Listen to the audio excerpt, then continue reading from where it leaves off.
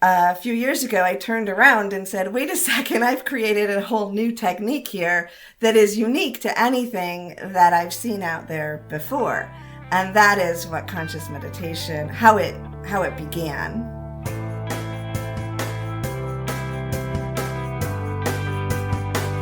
Welcome to Zestful Aging, where I talk with fascinating, talented, and inspiring guests who reflect on the adventures and challenges of aging and who are living their lives with vibrance and purpose. I'm your host, Nicole Christina, psychotherapist, writer, and fellow Zestful Ager. I want to invite you to my brand new free webinar, Zestful Aging. Here's how you do it. You can sign up at NicoleChristina.com.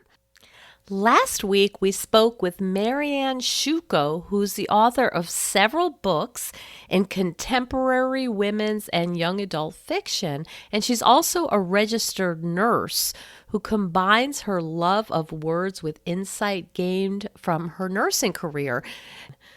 And next week, we're going to hear from Pearlie Ann Friedman. She calls herself the Happy Cat.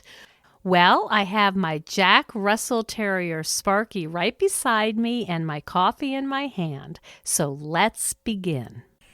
Today we're speaking to Sheila Applegate, whose guided meditation CD, Enchanted One, was awarded the NAMI, which is the Native American equivalent to a Grammy.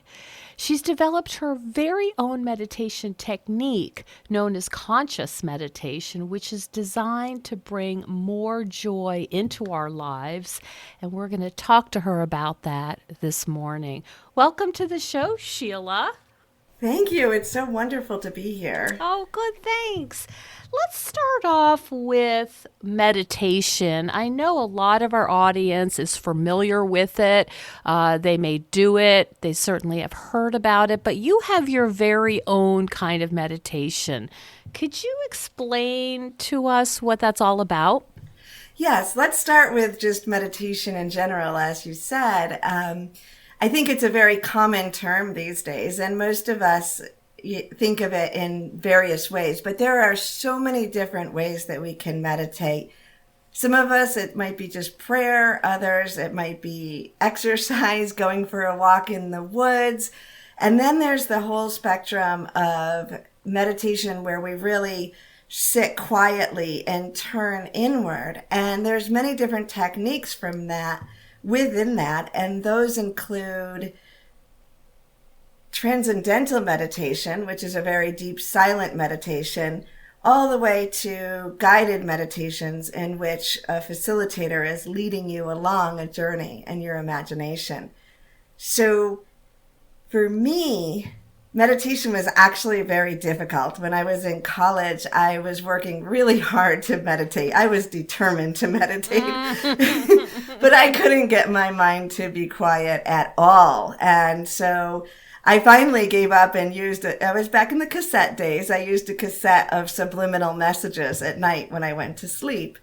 But I continued that journey, and just after getting my master's degree, my first supervisor introduced me to these guided meditation classes at a local metaphysical church. And that opened up a huge gateway for me to give my mind something to do. I have a mind that likes to race all the time. Mm-hmm. So instead of fighting against the mind, I needed to bring it along on the journey. And that's give it something to chew on, right? Exactly. We make it a partner, you know? And so from that, I went on to teach guided meditation for many years, and it developed my connection with the divine, whatever word you use to describe it, you know, the beyond the physical. So when I lead guided meditations, I see it just before I describe it. And so the meditations themselves continued to evolve over the 20 years that I was teaching meditation. And eventually I was integrating some different aspects into the technique. And then a few years ago, I turned around and said, wait a second, I've created a whole new technique here that is unique to anything that I've seen out there before. And that is what conscious meditation, how it began. So let me see if I understand. When you're leading a guided meditation, what you do is kind of follow your own, we'll say, divine connection to know what is the next direction for your class. Absolutely. I see the vision and then I describe it. So it's different depending on every group of people I'm with, and it's different with individuals because I open up to the divine flow, and then it's a visual, a knowing, a guidance. Now, there are certain points that I've described over the years that I know are important for everyone. And so there are certain things that I know from my experience that help in general, but the actual path to moving in those directions and how they present themselves will differ with each one that I do. I never pre-plan something. I never do a written meditation that I then read because it takes me out of that frequency. So when I'm doing a meditation, I'm actually not just describing it, I'm feeling it, and I'm imagining the vibration that I'm feeling expanding outward to the participants as well.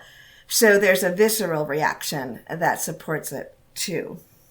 And is that something that people can develop on their own, Sheila, or do they need someone like you who is really tied in to divine consciousness? Well, I would say people can develop on their own since I did. However, I do know, and I've come to understand that more as my life continues on, that I don't perceive the world as most of the other people do. So my gifts lie in a certain area that allow me to do some things easily that not everyone does. So I did develop not just the meditation, but it goes along with a whole teaching process that allows people to learn this technique in order to integrate it into their lives. And I teach this technique, and we can go into that in a little bit more details of what it is actually about, but I teach it through a curriculum of 12 weeks. And within that, there's audio meditations that give people the structure. Again, that is pre-recorded, so they're more generalized. But then each individual also has individual sessions, and those are personalized. And the individual sessions, I actually consider to be almost a hybrid between hypnotherapy and guided meditation, because not only am I leading it personalized for that person, but I learned to have the participant speak during it, which is very different from any other technique. And the reason that I have them participate by speaking in some of the different frequencies that we move through and describing it is, for one thing, it helps to allow the brain to understand that they can actually navigate and be present in these higher frequencies of energy. And it allows them to bring it into their daily life more. It integrates it for them, because if they have to speak, then now the brain is catching up again and participating in it. And then in addition to that, I also teach people to run this program. So I have several facilitators that I taught to actually do the technique itself, because when we're doing the one-on-one sessions, it's about, again, holding that energy for the person. So if I'm asking them to experience a certain frequency, I actually kind of act as a gateway, as do my facilitators, to hold that space for them until they experience it for the first time. It's kind of like the, training wheels, like or holding somebody up in the swimming pool until they're ready to float and feel what it's like. And what do you see? What's your experience when your students reach that frequency? What do you notice?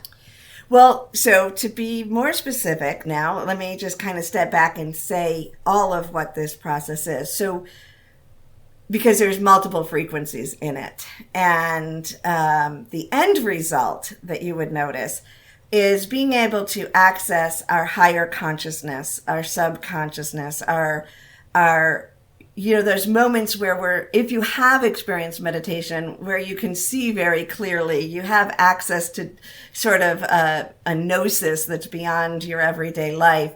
And in the ultimate result of this for clients is that I teach you to access those throughout your daily life. So in an old, even guided meditation technique or transcendental, we would maybe have an argument with someone or a difficult situation, and then we would go back, we would meditate, we would experience something, maybe shift our energy, our ideas, and then we would have to integrate that, process that, and eventually hope to do better or go back and fix the situation. In this technique, we access it on the spot without a heartbeat, which is wonderful. So, has it helped you in your life? I mean, or I guess the question shouldn't be has it, but how has it helped you in your life to access these levels? Well, again, for me, it's been a little different because it was natural for me along the way. But what was different for me was bringing it more into the physical. And that's, I think, why I emphasize it for a lot of people also, because I don't want to just teach you to go to these frequencies. I want you to live from them. So for me, it enhances relationships with all of the people, with partners, with ex-partners, with my children. It just allows me to be more present, to be less reactive to difficult situations, and to look at somebody and see their highest potential and their behavior that may be incongruent. And in that moment, make choices that are best for me and for then, therefore, everyone concerned, based on both of those without feeling a lack of integration. Or I may stay calm in a moment of high stress. Sometimes I may have high stress, but I will still remain connected to the divine energy, and I don't feel as alone or depleted. I see. So you're not only using your resources as a human being in your physical, emotional self. It sounds like you're drawing on this vast, I don't even know, the vast universe to back you up. Exactly. And I think, scientifically, we've come to understand the concept of oneness in the fact that it has been scientifically proven now that we all consist of the same energy and there is no ending and no beginning. It simply changes form, and we're all different forms of a very connected energy. That's pretty much now in the scientific community just a concept that is accepted. When we move that over to our personal lives or spirituality, we may understand that concept, but it's very different to have a intellectual understanding that we're all connected than it is to actually utilize that connection, access it, and integrate it into our lives in a participation, in a feeling, and that's what I call conscious oneness, when we're not just thinking about it, but we're living from that space and we're utilizing it as a resource for ourselves. Mm-hmm. Yeah, that's a whole different way of being in the world. It is, and I think it's pretty awesome. I mean, what I notice with people is just a lot more enthusiasm for the world, for life. It puts a wonder back in the mundane, and it enhances, we attract better relations, or more, versus maybe relationships that are difficult but we're learning from them. We now can move into relationships that we're learning from but we're growing at a whole different level, or maybe even moving into creating relationships that are of creative base, where it's not about healing each other, it's about what can we create in this world together. Mm-hmm. I know one of the things that brought you and I together is the interest in Sense8. And I interviewed Sandra Fish, and you have a whole podcast on Sense8. Is that part of what drew you to this series, this idea that at least a group in the Netflix series were connected? Is that something that spoke with you? Absolutely. So I did know about the Wachowskis obviously prior to Sense8, and so I had been looking forward to that, hoping that it would be a wonderful series. And when I watched it, it was a perfect mainstream backdrop to everything I had been teaching over the years, because my dedication has always been not to, I know I access energies and concepts that most people would put in a paranormal category, but to me, this is normal, and I wanted to normalize everything. So having a fictional storyline that addresses, and the creators of that are extremely conscious and very much in alignment with everything I understand in navigate in life. So it created this perfect backdrop to explore these concepts in a way that maybe didn't trigger people's religious beliefs or limitations, because it's just fictional. But at the same time, we can apply that. How do we then apply that to our own lives? Because I don't think we have to restrict ourselves in any way, whatever our path is, but why not expand ourselves? It must be very gratifying for you to meet people who are at your ability to access this, because I suspect that 99% of us are not. And I wonder if there's a certain loneliness in that experience. There definitely has been a loneliness in that experience throughout my life. Loneliness in the physical level, because I have a deep connection to, it's not lonely at all in the non-physical. I have access to, I used to say most of my friends are dead or non-physical. And that is true. I mean, I have had a lot of death in my life. So some of my dearest and closest relationships are on the other side, and I continue with them. But I also was referring to the divine energies that I never met in human form. But so yes, in the physical world, there has been a loneliness, and that's probably, I'm a psychotherapist too in the past, so I understand how to do that to myself. And that's probably what drove me to want to teach other people, right? It was probably a really selfish, I want more people in the world like me. To join your tribe. Yes. But over the years, that's happened. And like I said, I have trained people to be facilitators, and people have trained with me for many years. And I've connected to more people who live their life in this way too. To me now, it actually is kind of shocking when I go into other circles and I'm like, oh, wait, what are people doing? They're just watching, March Madness and right. having a beer. That's it. Although I do respect, if you're happy doing that, I say stay with it, because life is about being happy. When did you first realize you were different in these ways? I get asked that question a lot, and the more I look back, the earlier it was. I think I can find different points in my early childhood where I was different. I remember one time my mom was kind of making fun of our neighbor in a kind of gentle way, but she was telling me that she's nice to the mice in her garage because she believes in this thing called reincarnation. And she told me about it. And I remember, I was just a little girl, and I thought to myself, well, I don't know if her uncle, because she was afraid her uncle was a mouse or something, is what my mom said. And I said, I don't know if her uncle's a mouse, but that makes a lot of sense, in my head. So, and I used to debate my minister when I was a very little child, and everyone, he was he was wonderful, but he was kind of intimidating, and all the grown-ups were like, what is she doing? So I would say it's kind of been my way of life.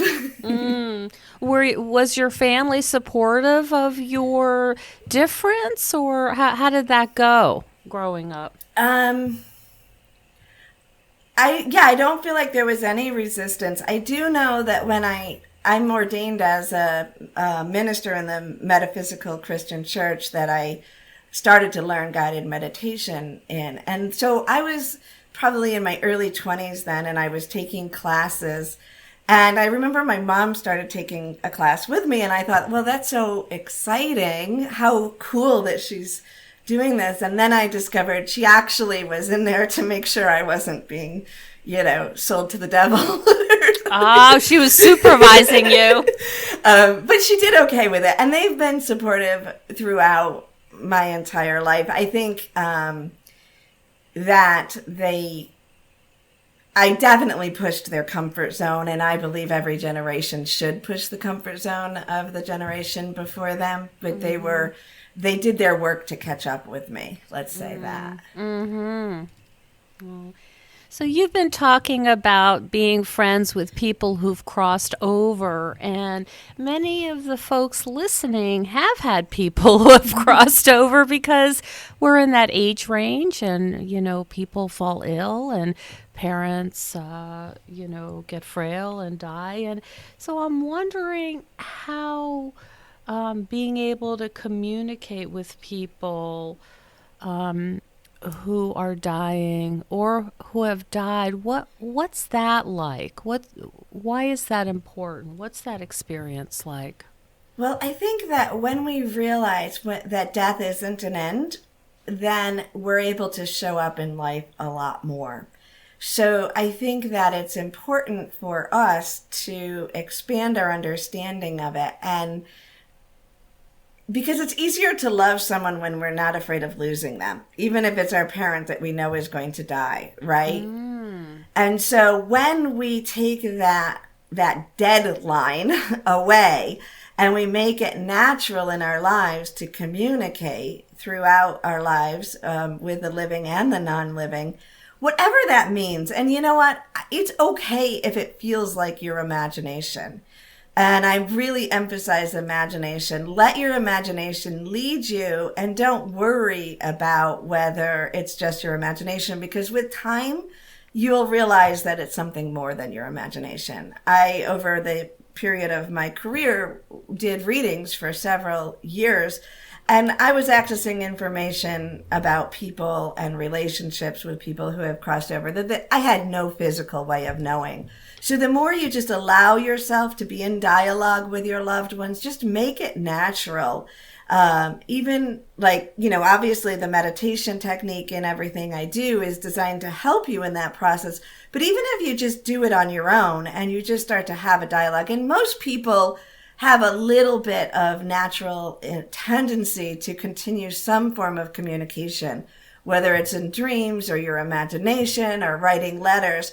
I think that it's our fears that interfere with that. And whether that's religious or upbringing or societal, that we're afraid to allow it to be. So and you will see that. And you will see people in cemeteries talking to their loved ones. Absolutely. We do this. Exactly.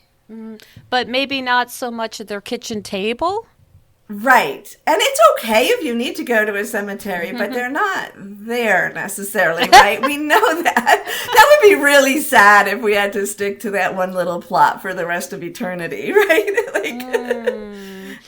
So what's your understanding of what happens? It sounds, I'm guessing from what you're saying, there's some way the energy is the word transmuted or changed, transformed. And so there's a way in which they still exist, but obviously not on the physical plane. Right. And I think if we look at this intellectually, we know that we are more than our physical bodies, right? We know we're more than our mind. As much as we can identify the different parts of the brain that stimulate different hormones or different reactions, there's an inner knowing that we're more than this. We're navigating in our in our consciousness all the time, whether we're looking back at a memory of a childhood or we're projecting a worry into the future. We're navigating this timeline frequency, and we're communicating by our memories with our past selves, our past friends, all of that. We're doing it in our physical world. If you have a friend who you think about and then your phone rings, that you know that currency is moving back and forth. So really, it's our natural state to do this. And you'll see that with children too. I remember when my partner died and my children were young, it wasn't their father, but they were very close to him. And everybody was concerned that my daughter wasn't grieving in the way that they expected her to. And she looked at me and she said, "Doesn't anybody understand? He never left me." So she was continuing that communication. And when we allow that to be, yes, we're going to miss them in the physical. There's nothing like a physical hug or a smile and all of that. But when we drop our belief systems that limit us, our natural state is to just continue with that frequency. Now, within that, I know you had the question like, what happens after maybe? But that's not as important. When I was doing all of the readings all of those years, what I would notice for the most part is the way that it was shown to me matched the person's belief. So I don't think as humans we have any ability to conceive of the fullness of that energy. We're limited. So we're going to perceive it in our own way. And that's where conflict comes, when we perceive the same thing in different ways and then we fight each other to make our way right. So when we release that and we just let it come in whatever way it works for us, it just allows the relationship instead of the concepts to take the lead.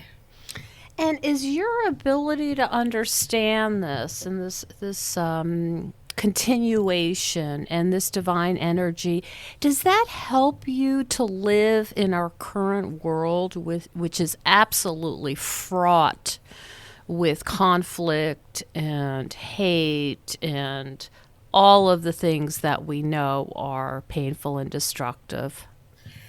It absolutely does help. I will say I am still in human form and working to be more human every day. So I have felt a little bit like I'm in the undercurrent with the world over the last couple years at times. I'm not going to say I haven't been experiencing that feeling, because we have a tsunami wave of fear and anger and all of those things going across the world.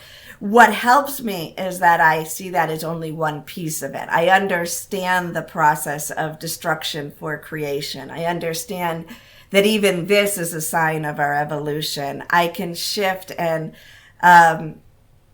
some figures that are up in our vision all the time on Earth are harder to feel that unconditional love. But I even just yesterday, I was thinking about some of the politics in our country, and I was like, you know what? I can actually be grateful for some of these players, because really I can feel the transformation that is happening. I can feel the empowerment of the people. I can feel the change that is going to be on the other side of this. Mm-hmm. Is there any way that you can do a little bit of a sort of a sampling for us, how we might start to begin a process of sort of dropping down into this level? Or maybe dropping down isn't the right word. It's coming up to it. I mean, well, actually, I'm glad you said that. I'm sorry to interrupt you, but in a lot of the meditation techniques, we are trying to go up. And that's what I taught for many times. I talk to people like that floaty feeling of leaving their body. My conscious meditation technique is actually about bringing those frequencies down into the body. So you were spot on with that. A lucky guess. So we might sit together and just take us through the most basic scenario here for our listeners who might want to try this. So the best way for me to do that is to just lead a few-minute meditation. Is that okay with you? That would be more than okay. That's what I was hoping you would say. Okay. All right. So, and again, this is just a tiny taste of the whole process. The process is designed to take that concept of oneness, or if you have been doing transcendental meditation, that deep white silence that you get to experience, and to bring it into the body while touching a bunch of different focal points that have different tendencies to support us. And so it's this whole spectrum that is much more involved, but we're going to do just a tiny This is an taste of it. appetizer. Yeah. All right. Everybody, if you can just, well, first of all, anyone listening to this while driving, hold off and do this later. I was just thinking, a lot of podcast listening happens on commutes. So if you are driving, pause this and wait until you get home. Exactly. And if you leave it on and you start to feel a little floaty, just turn that volume down until until you get home. All right. So if you can just find a comfortable place to sit and begin to take some deep breaths. Take a deep breath in and release. Breathe in love and release joy. Breathe in hope and release passion. Continue to breathe deeply and rhythmically as you feel your mind and body becoming more and more relaxed. All distracting thoughts float away like puffy white clouds in a bright blue sky. They have no power over you. And as you sit there very relaxed and comfortable, you begin to see, feel, or sense, or even imagine a beautiful image of a golden rose sun and a silver white moon above your head. The sun and the moon are encircled by a beautiful ring of light. The golden light of the sun and the silver white light of the moon begin to pour downward like liquid color, swirling into each other until every molecule is infused with the golden and the silver energy. And this beautiful gold and silver light pour down into the top of your head, opening the crown chakra now that you will receive the divine light in all of its frequencies. And as that light pours in through the top of your head, allow it to be absorbed by the brain, the mind, moving into every crevice. It moves into your ears and your inner ears that you will hear only the truth. And then the beautiful light pours into your eyes and your third eye that you will see only the truth. The gold and silver light now moves into your throat, opening the throat center now that you are free to speak the truth with love, grace, and strength. And then as the light pours over your shoulders, you release now the burdens that you've carried for other people. You thought that you took them in love, but now you remember they are not yours to carry. Release them into the divine love. The light moves down your arms and into your hands that all those you touch will feel the healing vibration of divine love. And then take your hands and place them on your own heart, that you are the first to receive this gift. And even as the light pours through your hands and into your heart, so does it pour down from above, pouring into every chamber, every crevice, every shadow of your heart, even those places that you've kept hidden from yourself, those memories that you felt were unworthy of love, are now infused with the most deep, unconditional love that you have ever felt. And as the light pours downward just below your rib cage, your solar plexus is the emotional center of your body. Allow the light to begin to form an infinity sign now across that solar plexus, as it brings into harmony now all of your emotions, that you are free to experience even the most extreme emotions with love and grace.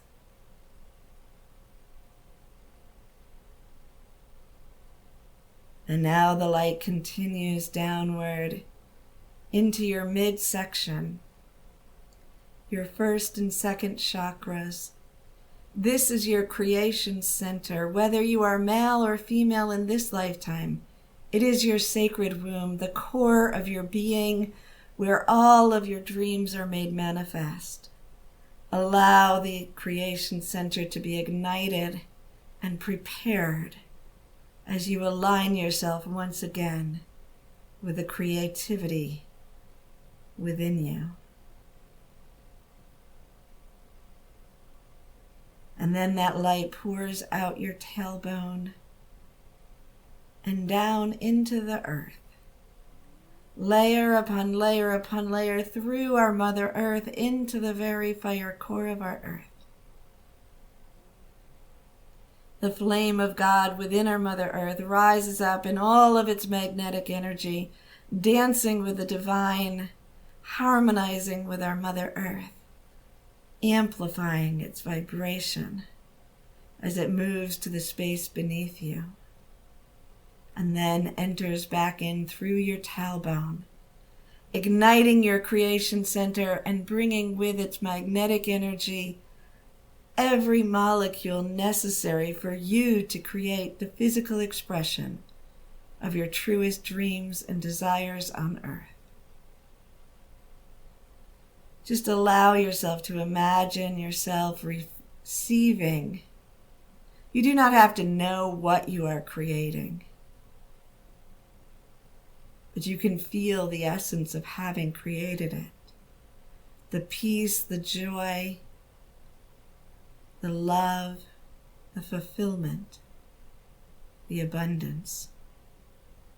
It spreads into every cell of your body. You can feel the tingling vibration in the cells of your body as they harmonize with the truth of all that is, and you rest into it.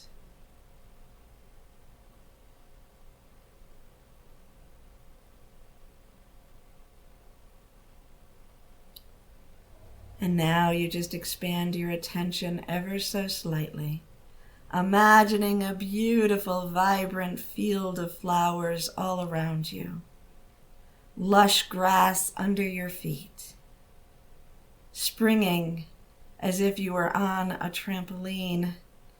You bounce with joy as you feel free and vibrant in this space. Pristine blue skies and crystal clear waters, snow-capped mountains, deep sunshine that seems to create prisms of rainbows all around you. And in this space you feel very much like you do on earth in your daily life, but you feel more vibrant and free.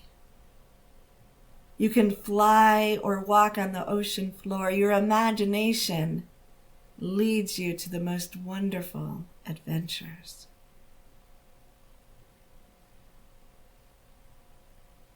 Just take a moment to imagine and to feel this frequency of wonder and vibrancy.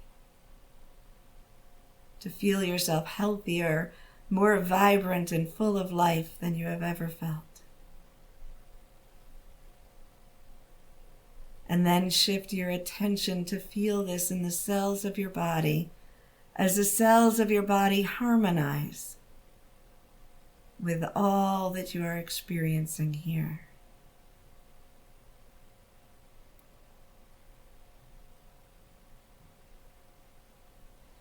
Open your eyes and look around the room around you. Notice the brightness.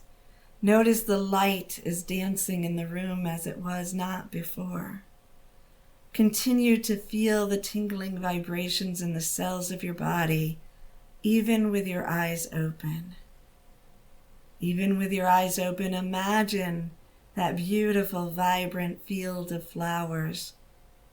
Your healthy, youthful, vibrant, powered body that's free to bounce and fly and create at a whim. Take a deep breath in and give thanks, knowing that you can navigate these frequencies in any moment. You bring your attention to this time and place, but you are still aware. You still feel the vibrant energy running through your body, and you give thanks.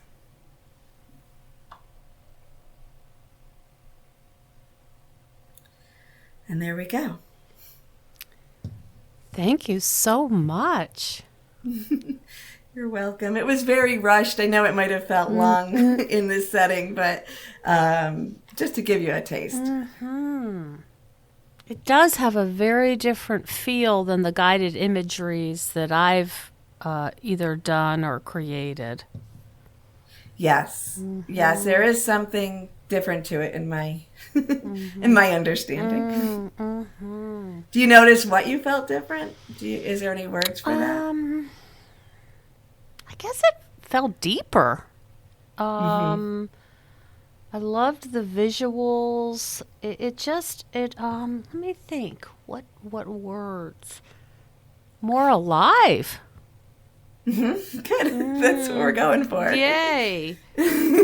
And deeper is a word I hear often as well. But I love the more alive because that really is what my goal is. It's not just to reach higher consciousness, but then to make life better on Earth, right? Because that's what we're doing right now. And I think everybody needs that right now. Life better on Earth. I agree. Yes.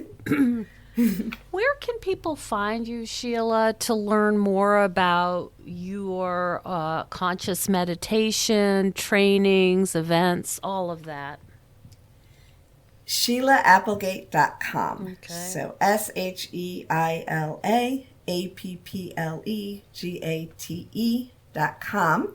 And there are some free meditations over there and some free talks and articles.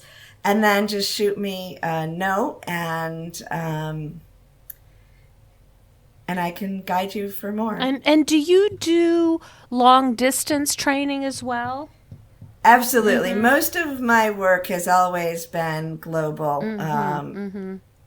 So I am based in the Syracuse, New York area, but I have clients all over the world. So there is no limitation for that, which is a wonderful thing. Because you can see, we just did it here. That's right. So there isn't a need to be physically present when we're working with all these frequencies. Thank you so much for spending time with us today and going through that beautiful meditation and teaching us about the different possibilities. Well, thank you for having me and allowing me to do that. It's my favorite thing in the world to share this and to have people that want to hear about how wonder-filled life can be, not just in a simplistic, wonderful life, but in really bringing that wonder back and remembering that this is a magical playground that we have the opportunity to play on, and we don't want to waste that. Thank you, Sheila. Thank you, Nicole. Thank you so much for joining us on Zestful Aging. If you like the podcast, please share with some of your friends. I love to hear from my listeners. Send me an email at NicoleChristina.com. And next week, we're going to hear from Pearlie Ann Friedman. She calls herself the Happy Cat.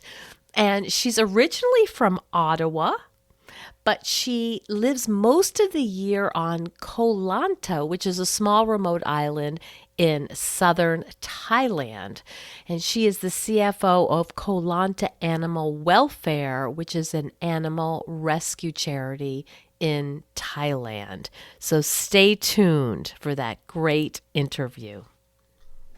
And please consider becoming a patron of the show. You will get access to exclusive bonuses, and you will be part of the Zestful Aging community. Keep us going strong. Go to patreon.com/zestfulaging. See you next time for another episode of Zestful Aging.